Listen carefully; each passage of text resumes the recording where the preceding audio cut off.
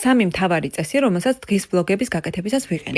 პირველ კადრში აუცილებლად ვსვამ ისეთ ვიდეოს, სადაც ვჩანვართ ან მე, ან დათი, ან საერთოდ მთელი ოჯახი. ვიდეოს დაწყებიდან ჩვენ გვაქვს ზუსტად 2 წამი იმისთვის, რომ მაყურებელი დავაინტერესოთ და გაჩერდეს ჩვენს ვიდეოზე. და რაც უფრო ცოცხალია კადრი, მით მეტად იპყრობს მაყურებლის ყურადღებას. ეს სიცოცხლე კი ზუსტად ადამიანის გამოჩენას შემოაქვს. თან ვლოგის ავტორი რომ ჩანს პირველივე წამიდან, მაყურებელსაც მეტი სიახლოვე უჩნდება მის მიმართ. მეორე წესი ჩემთვის არის, რაც შეიძლება მრავალფეროვანი ვიდეოების გამოყენება. ანუ მე თუ ვიდეოს ვუწოდებ დღის ვლოგს, აქ შემყავს ხოლმე რაც შეიძლება ბევრი მოქმედება, ანუ ხან სახლის დალაგება, ხან რაღაცა კერძის გამზადება, გარეთ გასეირნება, ხედები, ცხოველები, ფრინველები, რაც არის ტიპიურად დაკავშირებული ჩემთან და რასაც ელოდება მაყურებელი. თითოეულ ვლოგში ვცდილობ რომ აუცილებლად გამოვაჩინო. ოღონდ მესამე წესის თანახმად, ეს თითოეული კადრი უნდა იყოს რაც შეიძლება მოკლე, ანუ მხოლოდ იმ სიგრძის ვიდეო, რომ რას ვაკეთებ, ანუ ეს მოქმედება აღიქმებოდეს და მორჩა. 1-2 თუ გაუჩნდა მაყურებელს იმის შეგრძნება, რომ რომელიმე კადრი არის ზედმეტად გრძელი და მოსაწყენი, ეგრევე ასკროლავს და სხვა ვიდეოზე გადავალ. თქვენ რა მოგწონთ ჩემს ვლოგებში განსაკუთრებით რასთან ასოცირდება თქვენთვის ჩემი გვერდი თუ გამიზიარებთ? ყველაზე მეტად ზუსტად თქვენი ჩემი გამომწერების აზრი გამომადგება.